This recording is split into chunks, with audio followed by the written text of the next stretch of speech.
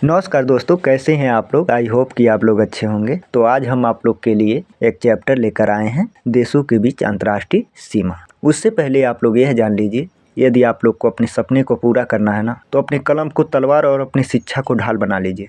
यकीन मानिए, सफल होने से कोई रोक नहीं सकता है। तो आइए बिना देर किए शुरू करते। तो स्टार्ट करने से पहले हम लोग को यह जानना आवश्यक है कि आखिर अंतर्राष्ट्रीय सीमा रेखा होती क्या है। तो यह जानिए सिंपल भाषा में कि दो देश होता है, तो दो देशों में अपना अपना उसका क्षेत्र होता है। तो पहला देश कहता है कि यहाँ का क्षेत्र मेरा है और दूसरा देश कहता है यहाँ तक का क्षेत्र मेरा है। तो उन दोनों देशों के बीच में एक काल्पनिक रेखा खींच दी जाती है। आप लोग देखे होंगे, जैसे डिस्ट्रिक्ट वाइज होता है, बोला जाता है यहाँ तक का डिस्ट्रिक्ट यहाँ पड़ता है, यहाँ तक का डिस्ट्रिक्ट यहाँ पड़ता है। जैसे देख लीजिए, यूपी का डिस्ट्रिक्ट नोएडा और नोएडा के उस बार क्या हो जाता है, दिल्ली हो जाता है। ठीक है, आई होप कि आप लोग को समझ में आया होगा।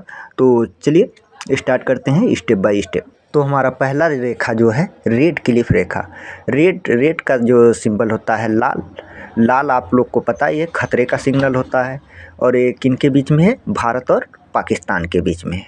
ठीक है, आगे है 24वां रेखा। 24वां रेखा भी आप लोग याद रखिएगा, भारत और पाकिस्तान के बीच में है। Zero line border, zero line border जो है ये भी भारत और पाकिस्तान के बीच में है। LOC का फुल फॉर्म होता है लाइन ऑफ कंट्रोल।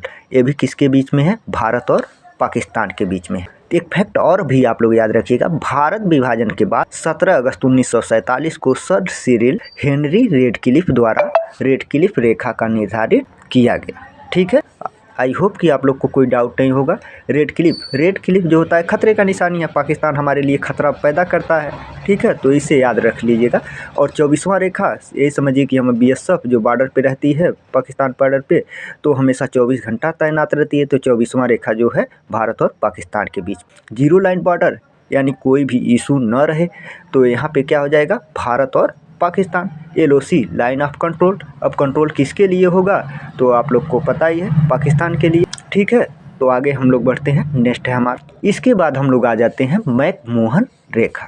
तो मैकमोहन रेखा जो है भारत और चीन के बीच। एक फैक्ट और याद रखिएगा, LAC याद रखिए, पिछले में हम लोग पढ़े थे LOC, यहाँ पे है LAC। इसका फुल फॉर्म जो होता है line of actual control. LAC जो है ये भारत और चीन के बीच में। एक और फैक्ट आप लोग याद रखिएगा, 1914 में मैकमोहन रेखा को निर्धारित किया गया था। ठीक है, आगे बढ़ते हैं। आगे हमारा है काली नदी। चीन तो देख चुके, भारत और चीन। अब भारत और नेपाल को देख लीजिए। तो भारत और नेपाल में काली नदी रेखा बनाते। उसके बाद म्यांमार में आ जाइए।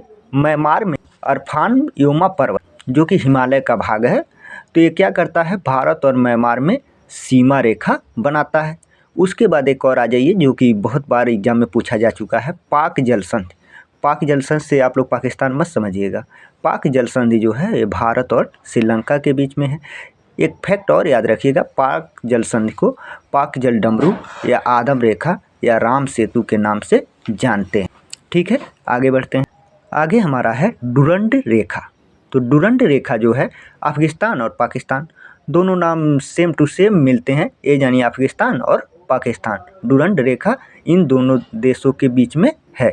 तो एक फैक्ट और याद रखिएगा, सन 1893 में ब्रिटिश सिविल सेवक हेनरी मोर्टिमर और डुरंड और अफगानिस्तान के अब्दुल रहमान के बीच एक समझौता हुआ। उस समझौते से यह डुरंड रेखा खींचा गया, याद रहेगा। अब हम लोग अंतर्राष्ट्रीय जो देश हैं, जैसे अमेरिका, रूस, जर्मनी, जो कि काफ़ी बार एग्जाम में पूछा जा चुका है, इनके बारे में पढ़ लेते हैं। नेक्स्ट हमारा है मेडिसिन रेखा। याद रखिएगा, ये भी बहुत बार पूछा जा चुका है। मेडिसिन रेखा जो है अमेरिका और कनाडा के बीच में है। 49वीं रेखा, ये भी ना जाने कितनी बार पूछा जा चुका है एग्जाम में। 49वीं जो रेखा है ये भी अमेरिका और कनाडा के बीच में है। उसके बाद हम लोग आगे बढ़ते हैं, रियो ग्रांडो नदी। रियो ग्रांडो एक नदी है, वो अमेरिका और मैक्सिको जो है, अमेरिका और मैक्सिको इन दोनों देशों की रेखा निर्धारित करती है। अमूर नदी, अमूर नदी जो है ये रूस और चीन का सीमा निर्धारित करती है। मेनरहीन रेखा, मेनरहीन जो रेखा है ये रूस और फिनलैंड का सीमा रेखा निर्धारित करती है। समझ में आया। आगे बढ़ते हैं। आप लोग ऐसा कीजिएगा, नोट्स बना लीजिएगा, ठीक है, कोई भी डाउट नहीं रहेगा। नेक्स्ट हमारा है मैगीनाट। मैगीनाट रेखा जो है फ्रांस और जर्मनी। ये जानिए कि मैगी जर गया था तो उसी से जर्मनी याद रख लीजिएगा, और जर के क्या हो गया था, फंस गया था, ठीक है, मुंह में खाया तो फंस गया। तो मैगीनाट रेखा जो है फ्रांस और जर्मनी में है। सिग फ्राई, अब मैगी को फिर कहा कि चलो इसको फ्राई कर देते हैं तब खाया जाए, तब कहा कि नहीं अब जरेगा तो नहीं, तो याद रखिएगा जर्मनी और फ्रांस के बीच में है सिग फ्राई रेखा। उसके बाद एक और आता है हिंडनबर्ग रेखा जो है ये जर्मनी और पोलैंड के बीच में है। ओहर नदी रेखा, ये भी हिंडनबर्ग रेखा और ओहर नदी रेखा, ये दोनों जर्मनी और पोलैंड के बीच में है। अब उसके बाद लास्ट एक और है आर्डरनेस रेखा जो है पूर्वी जर्मनी और पोलैंड के बीच में है, ठीक है। आगे बढ़ते हैं। जिम्बाब्वे नदी जो रेखा है ये सिंपल है, याद रखिएगा जिम्बाब्वे नदी जो है जिम्बाब्वे और जाम्बिया के बीच में है। उसके बाद है साल्विन रेखा जो है म्यांमार और थाईलैंड, याद रखिएगा ये भी महत्वपूर्ण क्वेश्चन है, काफ़ी बार एग्जाम में आ चुका है। उसके बाद है ऑरेंज नदी रेखा, ये दक्षिण अफ्रीका और अल्बानिया के बीच में। सत्रहवीं रेखा कौन सी है, सत्रहवीं जो रेखा है उत्तरी वियतनाम और दक्षिणी वियतनाम, याद हो जाएगा, सिंपल है। 38वीं रेखा वेरी मोस्ट क्वेश्चन, 38वीं रेखा जो है उत्तर कोरिया और दक्षिण कोरिया के बीच में है। आज की वीडियो यहीं पे ख़त्म होती है। याद रखिए इसमें हम उन सभी क्वेश्चनों को सामवेश किए हैं जो कि एग्ज़ाम में बारंबार आ चुके हैं, तो इसके बाद आप लोग को कोई भी कन्फ्यूजन या डाउट नहीं होगी यदि आप लोग नोट्स बना लेते हैं तो अब यदि आप लोग को वीडियो पसंद आया हो तो लाइक शेयर और सब्सक्राइब कीजिए, क्योंकि मुझे आप लोग की सपोर्ट की ज़रूरत है। आई होप कि आप लोग को अच्छा लगा होगा। तो स्वस्थ रहिए, मस्त रहिए, पढ़ते रहिए, टेक केयर। फिर मिलते हैं नए वीडियो के साथ। यदि कोई डाउट रह जाती है तो उसके लिए कमेंट सेक्शन में ज़रूर अपना फीडबैक दें।